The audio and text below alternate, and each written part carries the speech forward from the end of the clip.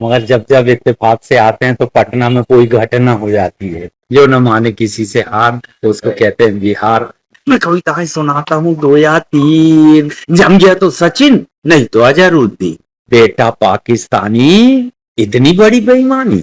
और आप देख रहे हैं अमर उजाला और मैं हूं आपके साथ आदित्य आनंद। इस वक्त हमारे साथ हैं कॉमेडी की दुनिया के बेताज बादशाह एहसान कुरैशी साहब। वो पटना आए हुए हैं और अभी हम उनसे बातचीत करेंगे।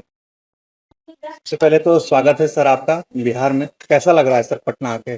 पटना आकर हमेशा अच्छा लगता है, मगर जब जब इत्तेफाक से आते हैं तो पटना में कोई घटना हो जाती है। पिछले दिनों हम आए तो फ्लाइट से जब हम आए जी तो सरकार दूसरी थी, मुख्यमंत्री वही थे। जी और जब हम दूसरे दिन जा रहे थे तो शपथ हो गई, शाम को हमारा कार्यक्रम चल रहा था और उधर शपथ चल रही थी। जी तो सरकार बदल गई मगर मुख्यमंत्री वही। जी, तो ये पटना बहुत अच्छा लगा, पटना के लोग बहुत अच्छे लगे। और जब भी आओ तो आनंद आ जाता है भाई पटना में। वाह, पिछले दिनों तो ये भी हुआ रहा कि एक अवार्ड फंक्शन हुआ था, भोजपुरी सिंगर सारे स्टार्स जमा हुए थे और उसी दिन शपथ हुई थी। कितने सारी घटनाएं हुई थी भैया पटना में, यानी कि घटना। हम तो दोस्तों को कह रहे हैं कहाँ जा रहे हो, पटना। बोले नहीं, पलटना बोलो। मैंने कहा है? बोले हाँ, पलटू हो गया है पटना, कभी पलट जाता है।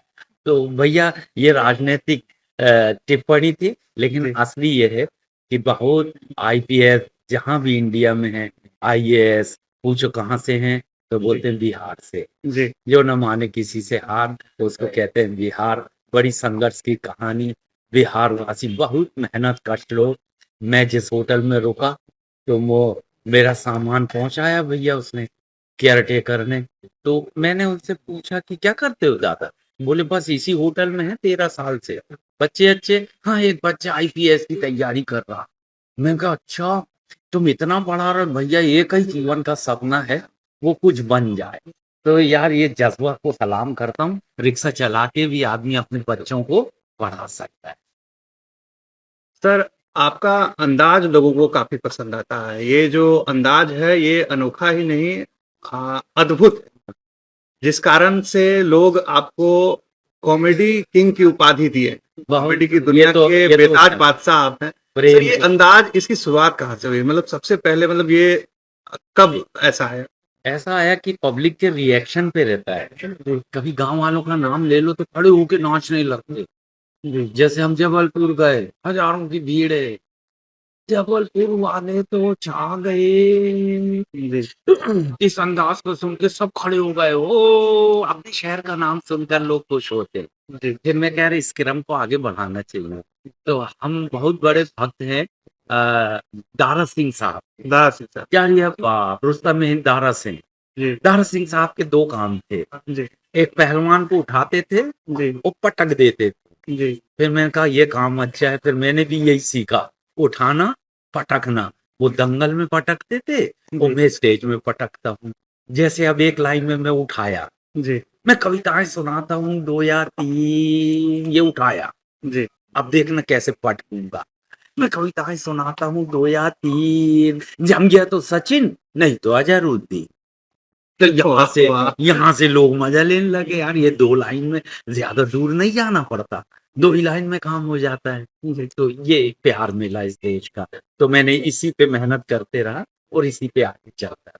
सर, बिहार में जो अभी राजनीतिक हालात चल रहे हैं इससे आप वाकिफ तो होंगे ही, और इसमें अपने अंदाज में कुछ इसको अगर बयां करें, जैसे कि मुख्यमंत्री।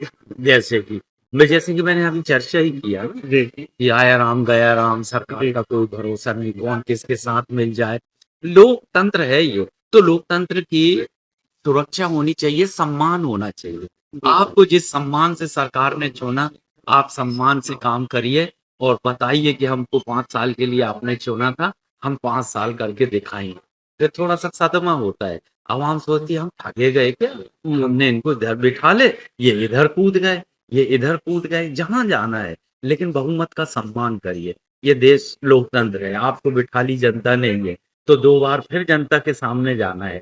तो कुछ ऐसा काम करके जाइए कि कुछ बोलने लायक तो हो जाए। जी तो ये एक बात है। और दूसरी बात यह है कि मेरे राजनीतिक सटायर तो इतने हैं, मैंने इतना लिखा है, लोगों को बहुत मजा आता था। मैंने फिर थोड़ा सा राजनीतिक कम करके कॉमेडी में ज्यादा करा, बच्चों की बातों पे किया, पति पत्नी की बातों पे किया, बहुत सारे सटायर। अभी सबसे अच्छी घटना आपको बताएं हम, जी। पाकिस्तान के एक शोएब है जिनमें 100 ऐब है, हमारी सानिया से शादी करके गए। मैंने समझा सानिया मत कर, तू जापान कर, जर्मनी कर, अमेरिका कर, मगर पाकिस्तान में मत कर। क्यों? बड़े बेईमान लोग हैं। उसी टाइम 14 साल पहले हम देखे थे, सानिया जी गजब ढा रही हो, टेनिस का रैकेट क्रिकेट के बैट से टकरा रही हो। क्या इस देश के नौजवानों को लकवा लग गया है जो हम सबको छोड़ के पाकिस्तान जा रही है? अरे सानिया जी, अगर आप ये मानती हो क्रिकेट खिलाड़ी में दम है, तो अपना यूसुफ पठान कौन सा कम है? उस टाइम यूसुफ की शादी नहीं हुई थी, यही हो जाती। और अगर आप ये मानती हो क्रिकेट खिलाड़ी में दम है, तो अपना यूसुफ पठान कौन सा कम है?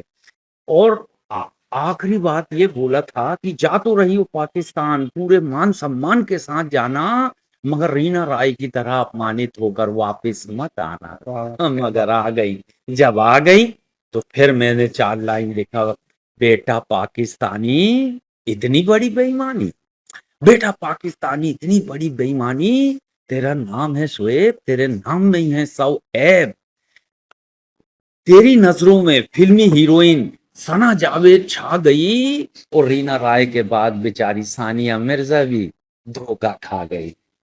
अब आखिरी लाइन ये कहना चाहता हूं कि सानिया मिर्जा के आंसू और उसकी बद्दुआ घटेगी नहीं, और तू कहीं भी शादी कर ले बेटा, तेरे पास कोई लड़की टिकेगी नहीं। और तुझे शोएब संस्कार सीखना है तो इस देश से सीख, तुझे संस्कार सीखना है तो इस देश से सीख। अगर हम किसी की बेटी को बिहा कर लाते हैं। अगर आप ये वीडियो YouTube पर देख रहे हैं तो हमारे चैनल को सब्सक्राइब करें और बेल आइकन को दबाना ना भूलें। अगर आप Facebook पर ये वीडियो देख रहे हैं तो हमारे पेज को लाइक करें।